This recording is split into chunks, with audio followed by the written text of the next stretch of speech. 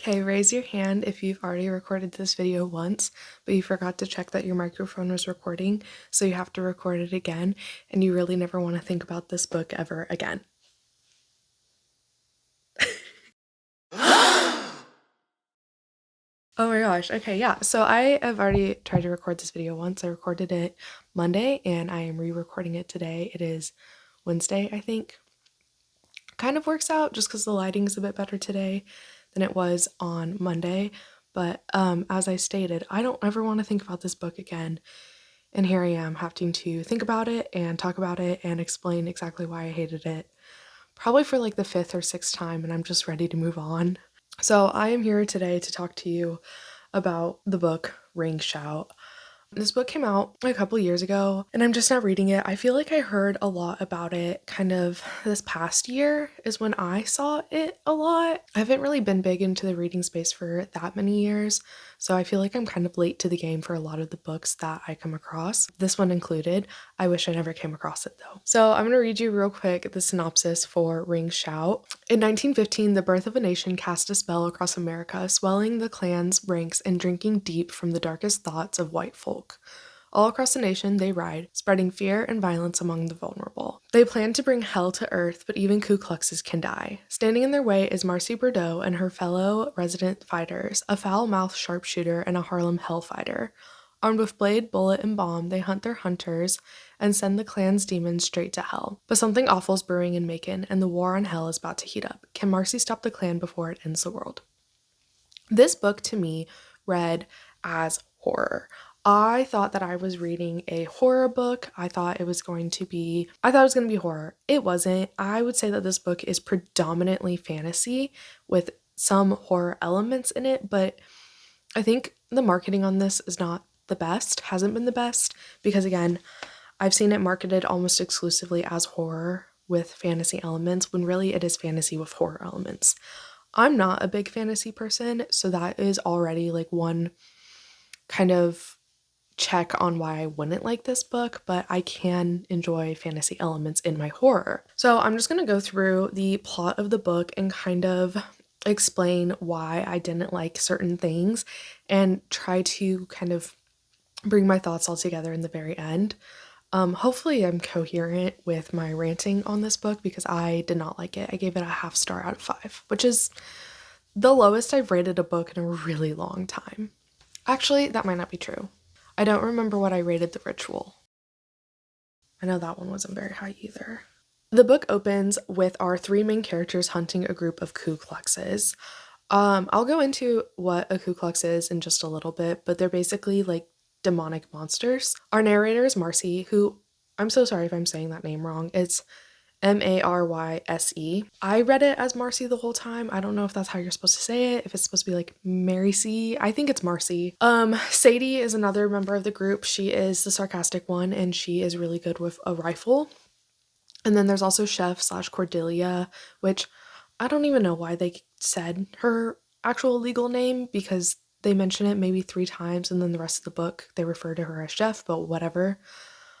She was in the war and can make explosives, and that's kind of their whole shtick. The characterization in this book, it was really lacking. These characters were cliches and bare bones people. So anyway, Marcy is kind of passing the time while she's waiting for this hunt by reading from a book of folk tales that her brother had given her. It is alluded to, and we can guess as the reader very early on, that her brother is no longer alive, but that she was quite close with him and looked up to him. So they use this dead dog as bait that Chef has rigged with explosives. So eventually the Ku Kluxes roll up. They're attracted by the scent of the dog, and as the Ku Kluxes start to eat this dog, it explodes, right? And it's supposed to knock out the Ku Kluxes. They're supposed to be perfectly fine. So Chef and Marcy go to retrieve the bodies. They're like on top of this warehouse, so they're scaling down the side of the building, and Marcy's like, I think they're still alive. And Chef is like, no, you're crazy, there's no way. And Marcy's like, no, they're literally moving. So Chef starts climbing back up the rope to safety, and Marcy ends up going into the building. 2 of the Ku Kluxes follow Marcy, and she fights them in this warehouse. And this is when we are introduced to Marcy's weapon, which is a sword. When she pulls out this sword. She gets like visions of past people, like chiefs and other kind of rulers. And there's like songs, like a song that plays, some like not like music, but like a musical note. Like I kind of pictured it as like a ah kind of thing. Anyway, one specific vision that she sees though is a small child locked in a room. Put a pin in that, we'll get to it later. They end up finding the Ku Kluxes, they win, there's no injuries, they make it out alive, it's fine. So while in this warehouse where the fight happened, Marcy finds bootlegged whiskey and takes it back to base. And this little monster hunting operation cost money. This line bothered me, I'll get to it in just a little bit. So they drive back to their home base, which is Nana Jean's house. We learn a lot right away at Nana Jean's and just in this like very quick exposition dump. So we meet Molly and some of her assistants. So Molly is a scientist who has been experimenting on these Ku Kluxes to learn their anatomy. Basically, the Ku Kluxes are humans who have turned into these like demon monsters, and they are members of the Ku Klux Klan. So not all Klan members are Ku Kluxes, but all Ku Kluxes were Klan members. They are evolving to be more human-like. They feed off of hate, and they drink a ton of water. This is only relevant like 3 times, but it's still something that we are told. And Molly suspects that they are acting more as worker ants instead of independent beings. So inside the house, there's a shout going on. And I'm not totally going to get into what a shout is because the book kind of explains it, but I feel like it doesn't explain it in the most historically relevant way. It's basically a ritual with a lot of singing and movement and kind of dancing. In this book, it's a way to summon magic. So Nana Jean, who is this like very like grandmotherly old wise woman figure, and she's in the center, and the magic is kind of like collecting on her, and it's like dripping off her sleeves into these jars and bottles. They sell this magic to other people, and this is partially what funds the monster hunting.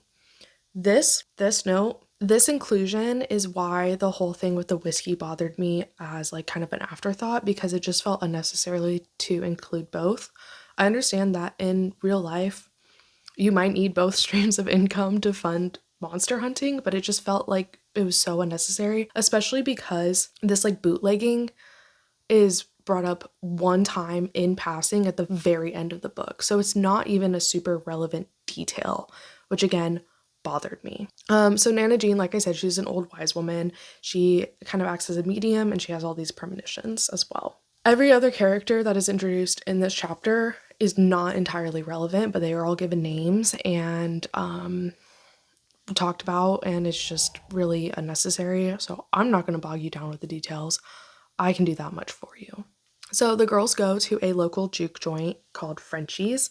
This is where we're introduced to a couple more characters. Sadie's love interest, Lester, and then Marcy's love interest, Michael George, who I probably will say his name backwards multiple times, so sorry. Anyway, these 2 characters are introduced very much only as love interest, especially Michael George. His entire purpose is to be Marcy's love interest and to kind of give her motivation in like very minor ways. Some of his characteristics is that he is well-traveled and he is Creole, which is why he has the nickname Frenchie. This is the part of the book where the writing really started to kind of bother me. It started to feel very juvenile and cliched and quippy, but it only got worse. So, for instance, when Lester is introduced, the novel goes as follows. "Oh, that's enough for me, Miss Sadie," a thick-set man says. "That there's Lester, a Macon local who always finds his way to us, or more properly, to Sadie." It's not like aggressively bad, and it's not technically bad writing, but it just felt very like,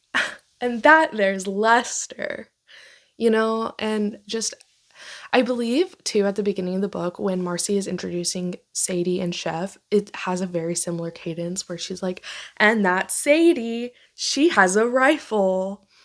So it just was like, it kind of built on top of like my already kind of just like, about the writing. So Marcy and Michael George have sex. And I saw some reviews that complained about unnecessary sex scenes, and I would agree that this book had it. It would have been one thing for Clark to say that Marcy and Michael George spent the night together, but it is a somewhat graphic sex scene, and it just didn't further either character, it didn't really further the plot, it was there to be there. After Marcy is asleep beside George Michael, and okay, sorry, so quick pin in the book. I think part of the reason why I keep flipping Michael George and George Michael back and forth is because I worked with someone who went by George David. And I think my brain wants to continue to call him that, but I had a moment where I was like, oh my gosh, wait, was George David George Michael, and that's why I'm flipping it? It's not. Anyway, sorry. Is how to get that out there.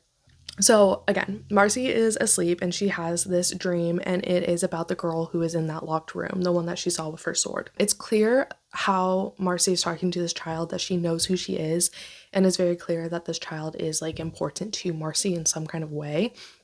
I kind of got the vibe that it was like specifically from her past and tied to her past. From there, the dream kind of morphs into this scene, including a butcher. He's chopping up these very like gelatinous kind of things, these like just, I don't even know what to call them, but just like creatures, I guess. The butcher then greets Marcy by her name, which throws her off because she does not know who he is. And they end up fighting a little bit. Like Marcy's like, oh, this guy's evil, and tries to fight him, but she wakes right before any harm is done. While Marcy is awake, she goes into the spirit realm where we are introduced to the aunties. These women only exist to move the plot. They are not that different from each other even. The only characteristic that is different is, I believe, Aunt Justine. She explicitly speaks in lyrics and verses, but otherwise like they are the same. They also solidify that Marcy is the chosen one. Almost explicitly they say that she's the chosen one. How they talk about her and to her and about her past and her destiny just very quickly solidifies that, in case we weren't aware, Marcy is the chosen one. We learn that they are the ones who gave Marcy her sword, and they warn her of this impending danger. They also know of the butcher, like who he is, from Marcy's dream, which just feels like a bit of a stretch because it's like this is a new character who is entering the book and entering this kind of world, and I just think it would have been much stronger for them not to know who he was, but they knew immediately. They were like, oh yeah, that's Butcher Clyde, that guy. Moving into chapter 4, which by the way is 41% of the way through the book, so it is a very short book, which adds to why I did not DNF the book when I probably should have. So in chapter 4, Marcy goes and finds Butcher Clyde in person. He is working at a butcher shop that has just opened in town. It is for white people only. This is the Jim Crow South. There are white people in the shop eating meat that Clyde has butchered. And Marcy says, so now I'm about to do something real brave or real stupid. Again, it's just an unnecessary quip. It made the book read so much more of a lower level than an adult book, because this is an adult book. The descriptions of the Ku Kluxes, there's a lot of like graphic gore, the sex scene, the language that's used. It's a very adult book. It has adult subject matter, but it's written very like middle grade juvenile, which was probably my biggest issue with this book, but there's more. So Marcy walks into this building and she's all like, they're not gonna hurt me, I'm just too good, which is a thing that happens consistently. She goes into this building to ask Butcher Clyde questions, and he answers just immediately right off the bat. He doesn't even try to beat around the bush with answering these questions. He's just very like open book about it. We learn that Clyde is the management for the Ku Kluxes, and his goal is to bring unity with his boss, the Grand Cyclops, which, can we talk about how the big evil bad in this book is called the Grand Cyclops? I'm sorry, I cannot keep that seriously. You can't expect me to take that seriously. Really? That's what we're gonna choose? Okay, whatever. So Clyde then kind of reveals his true form in this butcher shop, which, again, I had a lot of issue with because there are still people who are sitting there eating. And if I were sitting and eating and this started to happen beside me, I would freak out, you know? But no one bats an eye. It's supposed to be very normal. In fact, we kind of forget that there's other people in the room because unless they are being talked about and used for the plot, they don't exist in this book. So Clyde's true form is this kind of like being with all of these eyes and or all these mouths.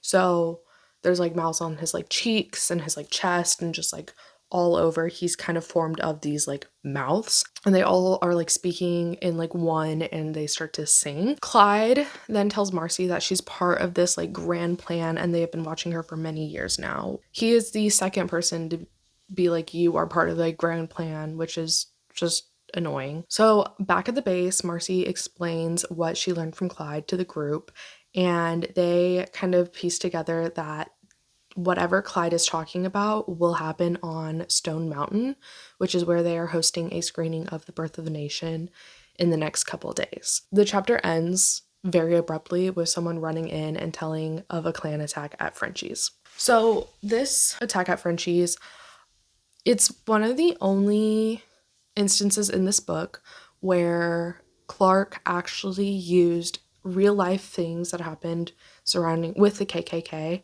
to show how evil and hateful they are. My issue with this scene is that even though it's showing the real life horrors, it still has the demons in it. A lot of people in reviews I read complained that it felt like the Ku Kluxes were kind of a scapegoat for the actual horrors and the horrific things that real people did, and I don't disagree. And I think that scenes like this kind of just further that critique. It was really kind of frustrating because I felt like the Ku Kluxes as monsters could have been they could have been used in a very symbolic way for the, again, real life horrors that happened, but they just weren't. And I really disliked that about this book. So the Klan members have set Frenchie's on fire, and they have blocked off all of the exit doors except for the front door. So everyone in this building has to go out through the front door where the Klan is gathered, and they are like literally whipping the people who are exiting. So Marcy, being our hero, she goes running into this burning building to try to save people. She's followed by Sadie, and in there they're just fighting Ku Kluxes left and right. So again, we cannot have this real life horror without this fictional demon. So Marcy then runs upstairs and she finds a Ku Klux trying to break into this room, and she hears people behind the door, screaming.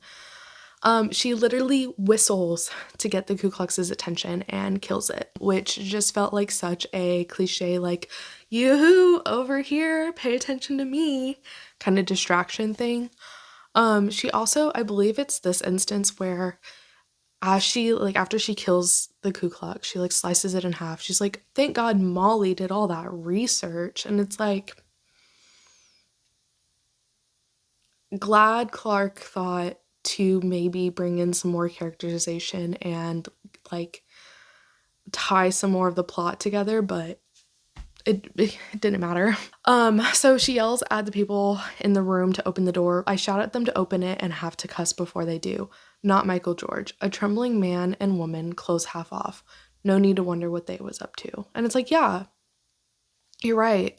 We didn't need to wonder what they were up to. We already knew what they were up to because you are in a juke joint that has rooms for rent for a single night that you have used for the purpose of sex before. That was explicitly written in a previous chapter. So you don't have to say that. We know because we're adults. I think I might have actually rolled my eyes at that line, if I'm being so honest. So at this point, Sadie and Marcy are trying to escape the building, and they are being swarmed by Ku Kluxes. Sadie clears enough of a path for Marcy for her to escape, and Sadie, is like, go, Marcy, I'm right behind you. Marcy runs outside and sees that Sadie is not, in fact, right behind her. So Marcy runs back into this very burning building, which I understand that in 2026, buildings burn a lot faster because of construction and the materials inside and all of that. Buildings burn a lot faster than they used to, but I just find it very unrealistic that this building made completely of wood would still be structurally sound enough for Marcy to have done all of this and it not collapse in on her. I found that to be really unrealistic. Also, the fact that Marcy never has any kind of recovery after all this smoke inhalation is just not even mentioned because she has superhero armor and because she has plot armor, so it doesn't matter. Marcy runs back into the burning building and finds Sadie badly injured. She sits propped up against a wall, and she's ... I swallow. Lord, she's tore up bad. She lets out a haggard breath. Don't think I'm leaving Frenchie's tonight.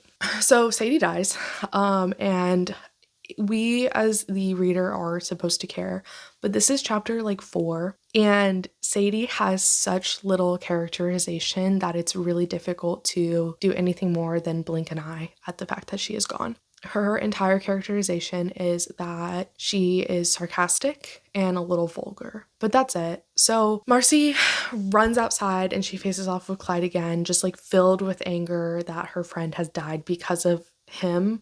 So Clyde and all of these like mouths start to sing, which disrupts Marcy's power, like sword's power, and Clyde's song shatters Marcy's sword. So just as Clyde is about to take her and, do whatever evil thing with her, a shrill whistle goes up. Butcher Clyde turns and I follow to what he's looking at. Chef! She's holding a stick of dynamite in one hand and her lighter in the other.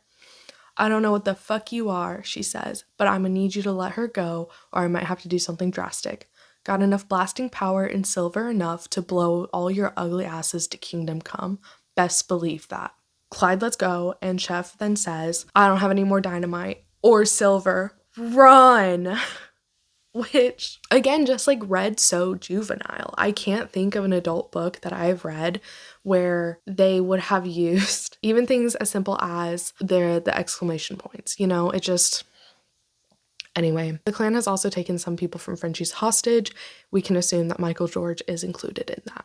So after this, Marcy meets with the aunties again, and she's just absolutely angry and distraught that Sadie is dead. The aunties tell Marcy that Clyde will make her an offer in the future, and that in some alternate realities, Marcy has already accepted this offer. To which Marcy is like, what? Alternate realities? And it's just like, okay. And again, the aunties are literally just like doing an exposition dump. One of my biggest complaints with the aunties as a character and Nana Jean as a character is that they will have these like premonitions and kind of hint at things to come, and then they come almost immediately. They're never wrong. There is no like, oh, they didn't read their premonition right. It's always like what they see is what happens, and it happens almost immediately. So it's just really unnecessary to hear what's going to happen from them because, again, it happens almost immediately and it's basically word for word. There is no suspense built up. There is no like, oh no, what will happen, because we're told what will happen. So one of the aunts then suggests getting help from one of the other monsters and says that Marcy will find what she needs in her book. Marcy opens her book and sees that there's now a section with the title Night Doctors that wasn't there before. So out of the realm, Marcy tells the rest of the group about what she learns, and Chef says Night Doctors was supposed to be Haints, tall and dressed in white, who stole away slaves and experimented on them, but none of it is real. It was just old masters going around at night scaring slaves. Here it come about on account they sold the bodies of dead slaves to medical schools to cut up. Chef literally just like info dumps. And like, again, I understand that this is rooted in things that actually happened, but I just feel like the way it is told, the way that someone could learn about this is just not great. You can use books to learn about real things that happened, even in a very fictionalized world. And this book does just such a disservice to learning about the KKK and atrocities against slaves. And it just really bothered me. It really upset me. If I was using this book to try to learn, I would not have thought that that is something that actually happened. I would have thought that it was something made up for the story. Same with the potentially burning building, because there's Ku Kluxes in the building. It's not actual Klan members. They're barely talked about. I hope you guys can understand what I'm saying and why this is like such a annoyance for me. Marcy will go and then find these night doctors with her book as a guide. So into chapter 7, 62% of the way through the book, which at this point I very much was like, I was annoyed with the writing, I was annoyed with the characters, I was annoyed with the plot, but I kept reading because the book is literally so short, and if I'm 62% of the way through a book that's 110 pages, then it's like, I might as well just see it out. So her book tells her to go to the angel oak tree. So she goes out into like the woods outside of the base.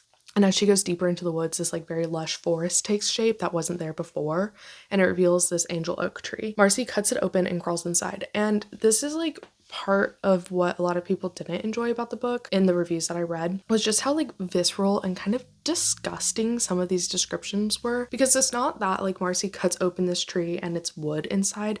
She cuts it open like she's cutting into flesh. She's crawling into like innards.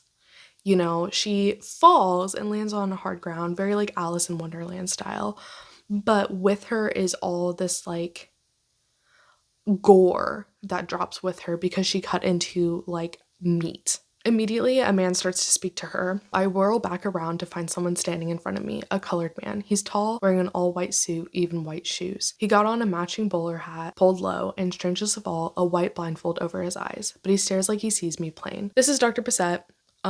He is a guide and he moves the plot, and that is all that he is, you know, really relevant for. The mess that Marcy has made is attracting monsters. His head tilts upward and I follow. There's something on the ceiling, so white and colorless it's almost invisible against the wall. Its body is joined together under a covering of bony armor. More limbs than I can count extend from its sides, and antennae longer than my arm twitch on a round head. A centipede is what comes to mind, only wide as a motor car and as long as, well, I can't say because the rest of it disappears down a corridor, but damn long will do. I include this because I hated this line so much. I just, again, like, it just reads so juvenile. Like, she could have said, as wide as a motor car and so long I can't see the end of it. It's damn long. Like, to me, that reads so much more adult and sophisticated than what I was given. The whole, well, I can't say, was just, Bissette's story is very conveniently written in Marcy's book, so she already knows his entire background immediately, which also just was very annoying. And it explains like why he's trapped in this dimension. It doesn't really matter, but she makes a deal with Bissette to bring him what he sought, which is hate. Marcy is then seized by something and dragged off. She's been captured by the night doctors. They begin to dissect her, and they're literally like, she's awake on this like operating table, and they're pulling out her like liver and her organs, and they're examining it, and she's like screaming out in pain. And then it kind of morphs into her backstory. So this scene in my head played out very similarly to in It's a Wonderful Life, where George Bailey and the angel are like looking back on George Bailey's life and examining different things, and the angel is like, well, this is a little bit different than what you thought, because Bissette is there and he was like observing the scene with Marcy, and he's literally like moving the scene along, and it just, to me, that's what it felt like. It felt like watching It's a Wonderful Life. Anyway, so Marcy's backstory, it reveals that her home was attacked by the KKK. Her brother had locked her into a cellar to protect her, but the KKK killed her family, her mother, her brother, and her father. Marcy sees when she leaves the cellar, she finds them hanging in their barn. I forgot to state that this backstory is then like revealed that Marcy is that girl that she sees with her sword. This is the only instance where Clark shows the real, true horrors the KKK inflicted without any of the monster or demon aspect. This is something that the Ku Klux Klan has been known to do. They went to Marcy's home in the middle of the night just to kill them. There is no monsters feeding on hate. There is no Butcher Clyde. It is just something that actually happened. And it is the only instance in the entire book where it is explicitly said the KKK did something bad without monsters. So Marcy is so angry at having to relive this memory that she calls upon her sword, which again is still broken, but as like she's funneling her anger, her sword is then rebuilt, and the song is like blaring super loud, and it kind of zaps her and Dr. Bissette out of this memory and back to the dissecting table, where the night doctors are like shielding their ears from the sound from the sword.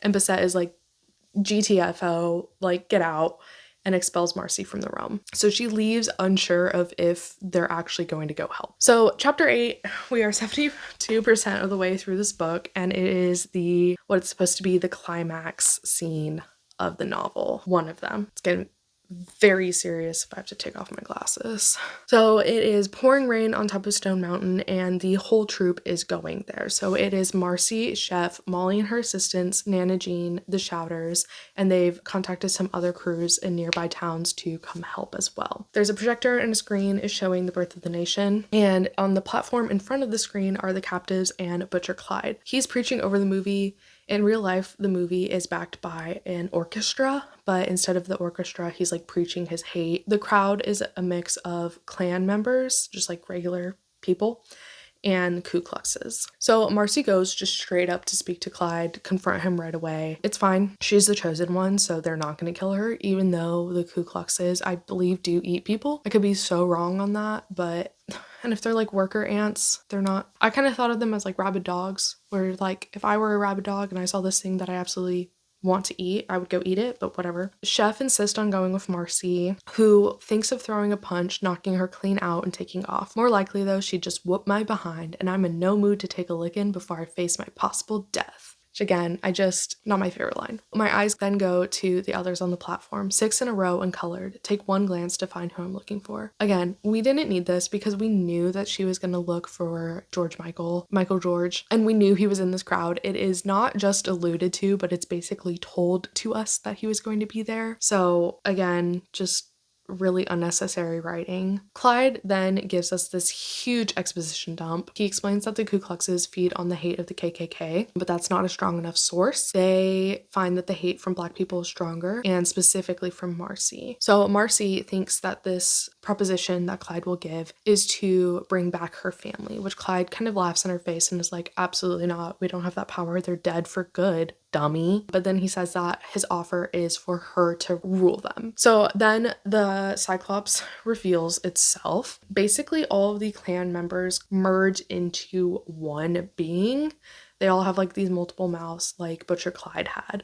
So the meat that Clyde was feeding them at the butcher shop was like parts of the Cyclops, and is what kind of enables them to merge together as one. Looks like a giant hand is sculpting them, piling flesh into a skeleton like clay, pulling and shaping it into something with long fleshy limbs, a torso extending across the ground, curving body, growing taller and bigger by the moment. So Marcy then is like hesitating to reject Clyde's offer. Butcher Clyde's words are in my head and I can't shake them out. What they offering me is power. Power to protect, power to avenge, power over the life and death of my people. When color folk ever had anyone offer us so much? So she is like really kind of thinking more about this offer. It's looking like she might take it. I think what I should have written it down, but I believe, if I remember correctly, why Marcy then decides not to take this offer is because she's like, no, wait, you know what's better than hate is sorrow and love. So she then decides to reject the offer and calls up on her sword, with Clyde saying, quote, "We broke you. Don't know if he means me or the sword. Maybe both. I wink at Chef before turning back to the Grand Cyclops," which again is just like so like tongue-in-cheek and just like not in a good way. Like she's like, yeah, Chef, let's go kill them. And I just hated that. So Marcy plunges her sword into the Cyclops. Chef whoops, "That's what I'm talking about." The other clan members then run into the Cyclops to heal her. Cyclops ends up like falling onto the screen. Debris knocks out Chef, and as the Cyclops kind of like squares up, it's about to like go for Marcy, but its attention goes to just behind Marcy. I turn to see a figure stepping sideways out of nothing, his body flat as paper before filling out into a brown-skinned man in an all-white suit and matching bowler cocked to the side. Dr. Bissett, you're late. All right, so last chapter, bear with me here. It literally opens by saying, "There is no early or late with us," he answers, "just a matter of time. He definitely been around them haints too long." Wait, us? Surprise, surprise, the Night Doctors are there. They go to start attack the Cyclops.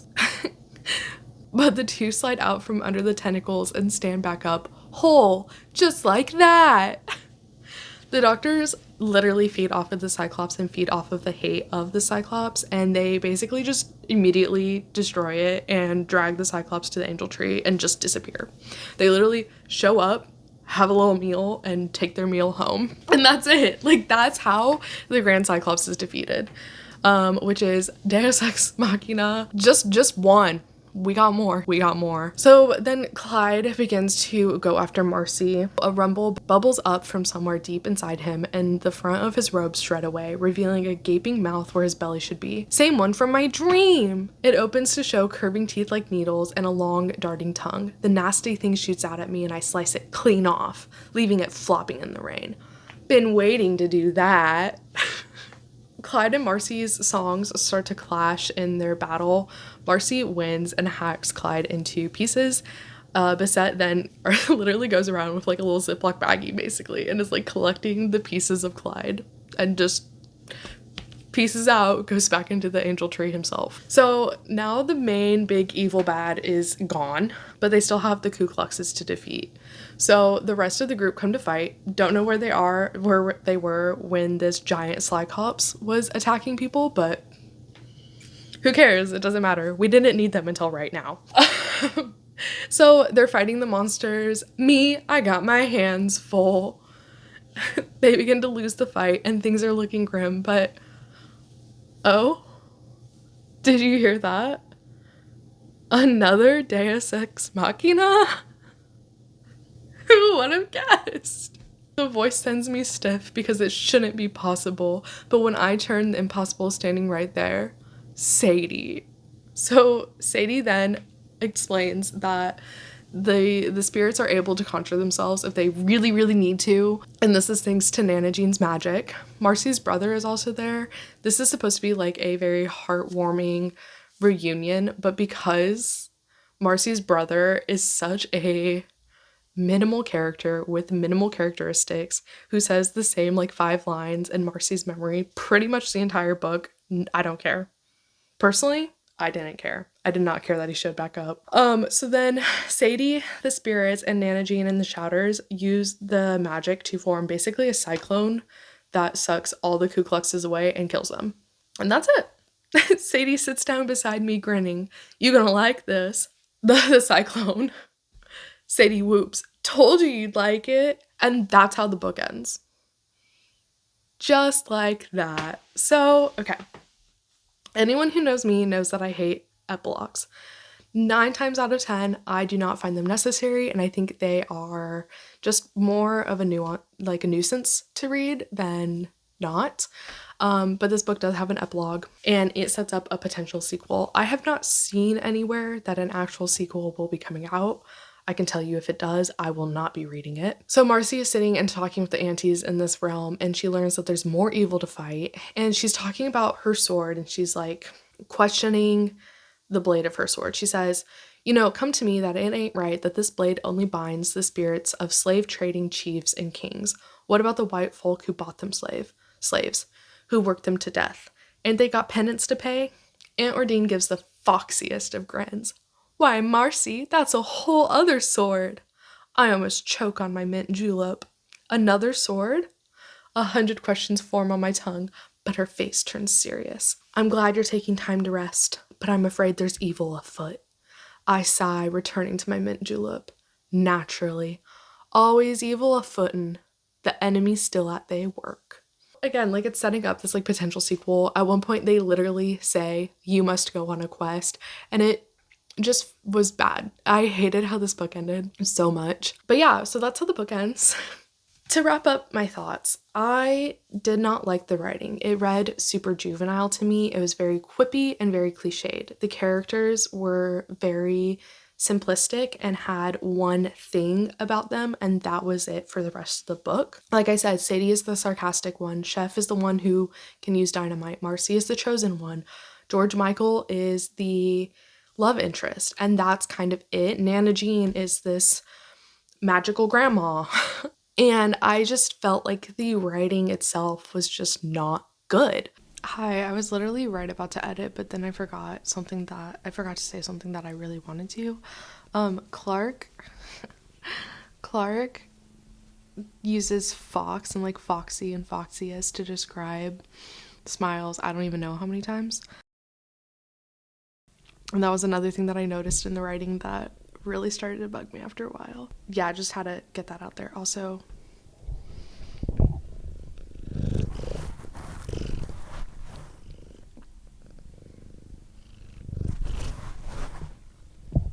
She's the sweetest. I love her. I felt like the story did a real disservice to educating and showing the real horrors of the KKK. I know I've said this about 100 times. I will just reiterate it again. There were so many instances where Clark could have shown actual historical, rooted in very accurate information about the things that the KKK did. And it could have been in very small ways. When the girls are first driving back to the base at the very beginning of the novel, Marcy talks about some of the buildings that they pass and the roads that they drive down. I think it would have been very effective if she mentioned seeing a hanging tree. I think that would have been very ominous and effective. Again, the fact that Marcy's past is the only time where the KKK does something without any of the magic and the monsters and the demons and the whatever. I think that was really, like, not great. I thought that was really bad. I definitely mentioned it more on, like, my first recording of this video, but I feel like that this book just needed to be longer to really, like, flesh out a lot of the characters and the details.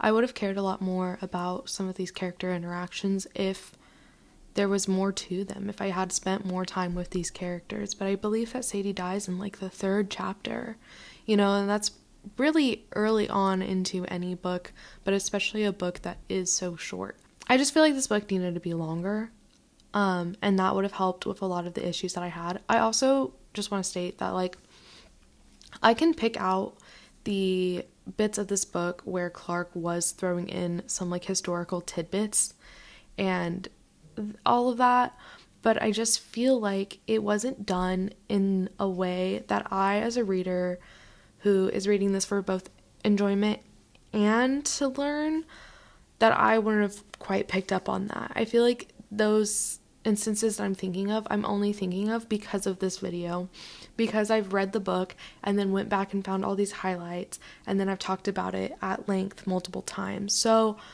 but I don't think the average reader who's just reading it for enjoyment and to learn would have actually really picked up on that, or it would have made them want to think deeper about those subjects. Those were, like, my main grievances. I also don't like fantasy that much. It's not one of my favorite genres. It's not something I gravitate towards. To me, a lot of fantasy reads like this book. Prove me wrong. Send me a fantasy book that doesn't read in these, like, quippy cliches. But this is how this kind of further reiterates why I don't like fantasy. To me, a lot of it reads like this. It reads very juvenile. I just think that there was a lot that this book could have done and could have done better. And I felt like I was kind of going insane reading some of the reviews because no one was saying what I felt. Book. A lot of people DNF'd it. A lot of people were just talking about how they didn't like the gore, or how it kind of felt like a scapegoat having the Ku Kluxes as, like, the real monster instead of the people behind them. But no one talked about the writing. No one talked about the quips and how juvenile it was. So I wanted to talk about it. I had to get this out of my chest. I don't want to ever think about this book again. If I ever need to, I'm just going to refer to this video because I'm tired of talking about it. At one point, I read a line to my husband, and he said, "I didn't realize you were reading a Dwayne The Rock Johnson movie," because that's how this book felt. It felt, because, okay, hi Dwayne, hey King, you have a lot of quips in all of your movies, and your movies are very cliche, and your characters that you play are very surface level. And that is how this book was. It was cliche and surface level and just not great. It wasn't great at all. So probably one of the most disappointing books I've read recently. I was, like, so excited. The cover of this book is amazing. The plot sounded really cool. The fact that it was supposed to be a horror book seemed really awesome. But it was bad. It was really bad. I did not like it at all. Have you read Ring Shout? Do you agree with me? Do you disagree with me? What fantasy books should I read if I hated this one so much? I'm not opposed to reading fantasy. I'm opposed to this, though. So, I think that's all I have. Peace and love. Bye.